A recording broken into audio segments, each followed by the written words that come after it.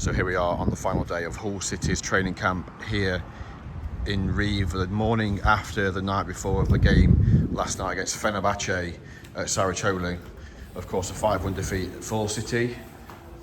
But this morning they are joined by some of their supporters who were flown out courtesy of owner Ajun Ilijela. Have been spending 3 days in the centre of Istanbul, and obviously we're at the game last night, so I'll just take a quick walk through and see what's going on with those supporters and the players, and just to get a little look around quickly the training complex that we've been staying in for the last 10 days. Some former players down the left hand side, some lovely shirts on the wall here.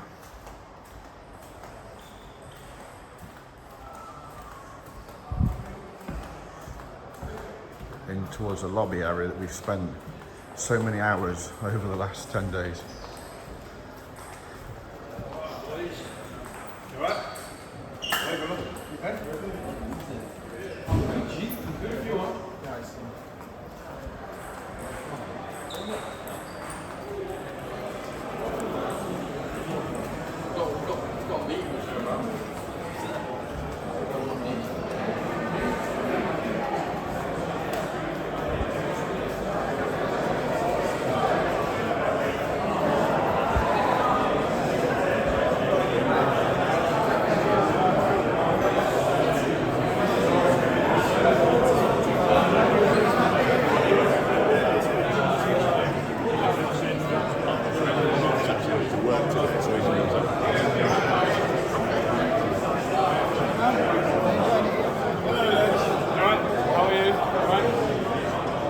More importantly, they're getting ready for dinner.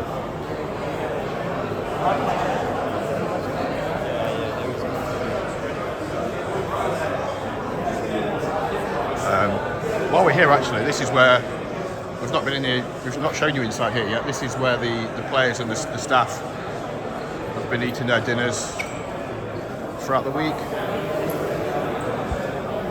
There you can see just the fans mingling there. Andy Smith there. Matty Jacob, Evil Pandor. Tough night for him last night.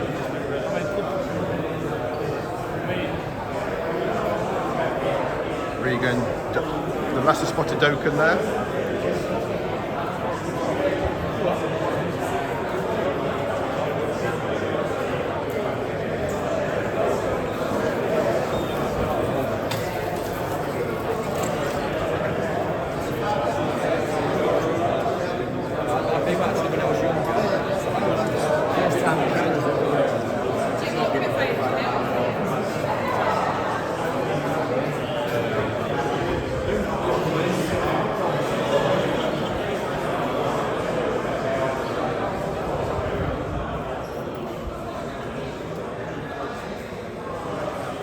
And that's it. That brings to an end Hull City's training camp here in Riva. 10 days, and trust me, it has been sweltering here, absolutely sweltering. And that is the camp done.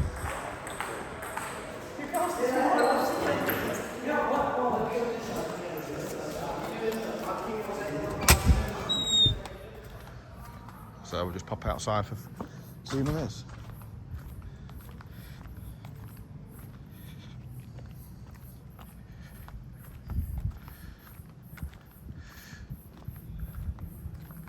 So that's Hull City's training camp for the 2024-25 season done and dusted. And I think Tim Walter will look back on it fondly. I think he's got an awful lot out of it. Yes, he's not had the players here that he would have wanted, given we know the lack of incoming players. There's obviously been departures while we've been here. We've seen Jaden Philogene, that's now confirmed, to Aston Villa. We've seen Matt Ingram head away to join Oxford United. The Fenerbahce game last night was just another example of, there's so much promise about Hull City under Tim Walter.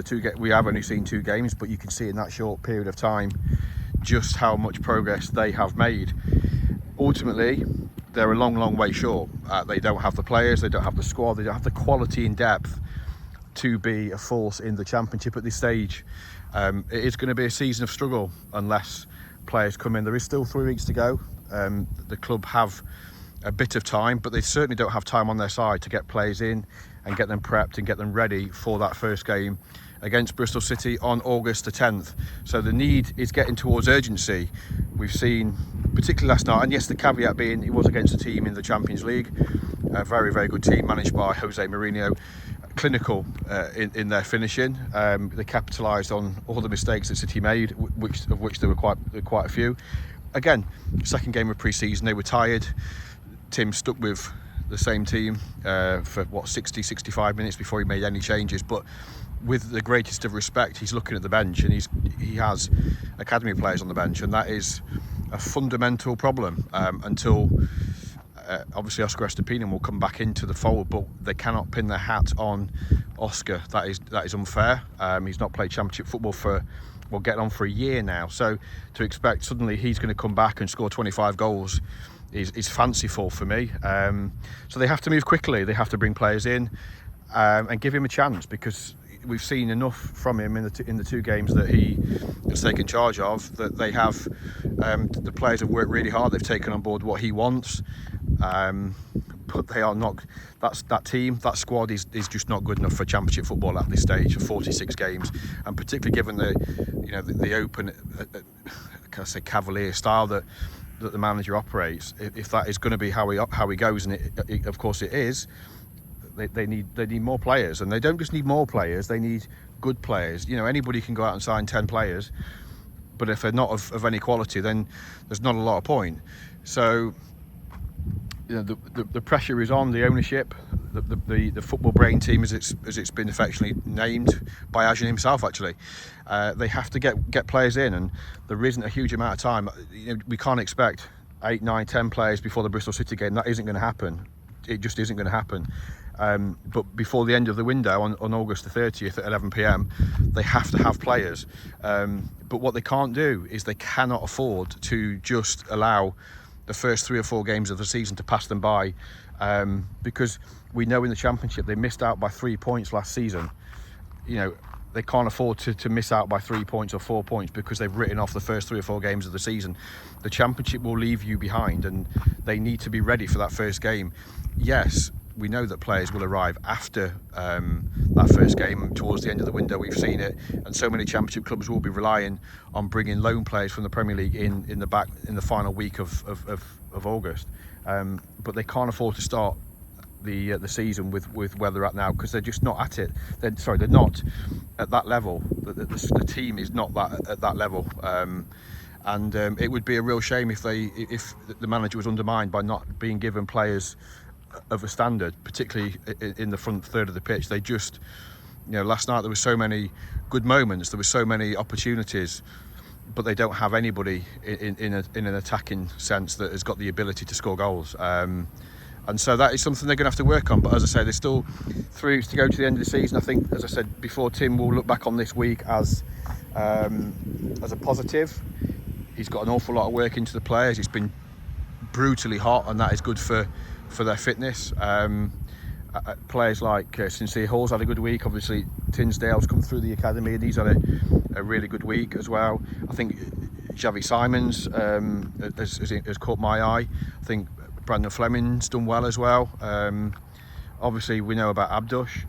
I thought Louis Coyle, you know what you're going to get from him, but there are just so many unanswered questions that 3 weeks out from the start of the season remain completely unanswered and need to be resolved. So that's us here. That's us here done in Riva for another year. No doubt we'll be back here in 12 months' time. Who knows what the landscape will look like then. Thank you so much for engaging with us over the last week or so, for reading everything, for watching stuff, for getting in touch.